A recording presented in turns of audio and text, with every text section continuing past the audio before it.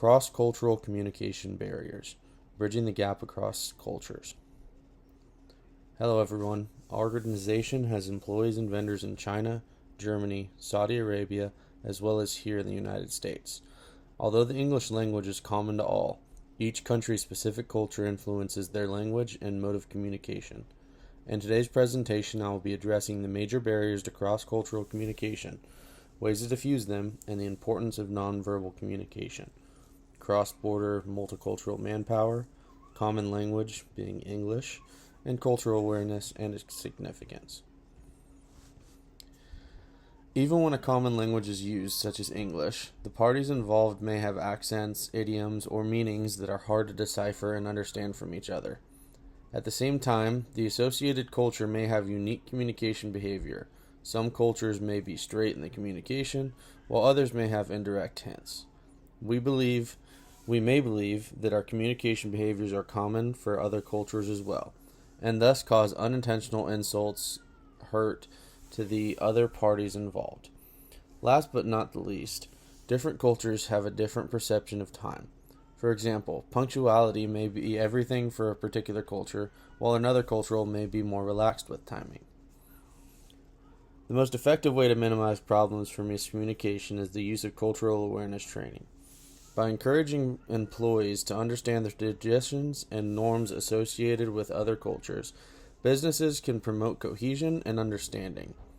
Providing feedback channels, such as having a coworker repeat back to the speaker what they've understood, can help confirm understanding and relay meaning. Modifying styles of communication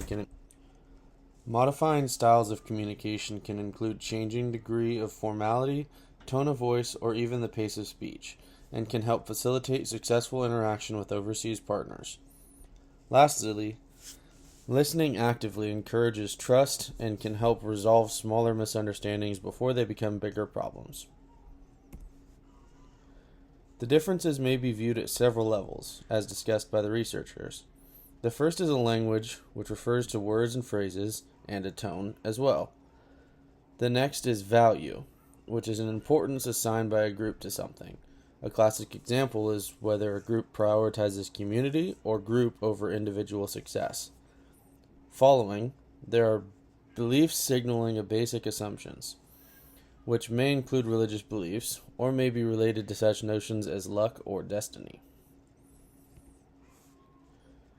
The third difference, social norms, are unwritten rules that influence our everyday interactions, the customs that dictate what's acceptable and what's insulting, how people interact with each other, etc. These vary tremendously across different cultures, including in cultures that share a common language. The second dimension is context.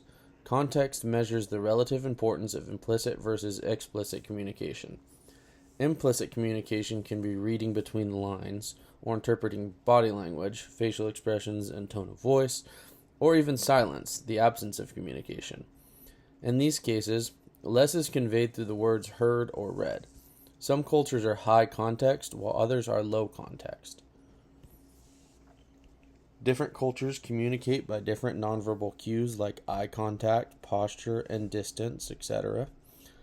Nonverbal cues can convey meaning a lot in cross-cultural scenarios.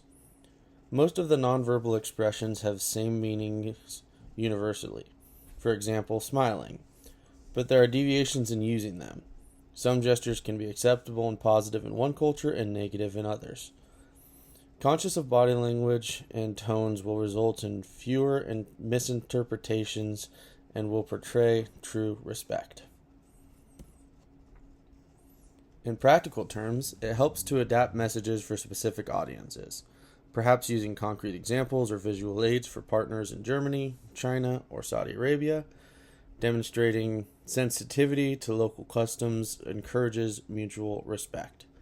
Additionally, nurturing an inclusive culture within the organization makes it easier to collaborate and resolve potential misunderstandings before they escalate. In conclusion, we possess the unique and valuable dimensions of a global workforce, but communicating effectively means being cognizant of their culture. Understanding their beliefs, norms, and communication style will help address misalignments and foster cooperation. With open mind and flexibility, our workplace will become an inclusive space for employees and suppliers to be successful.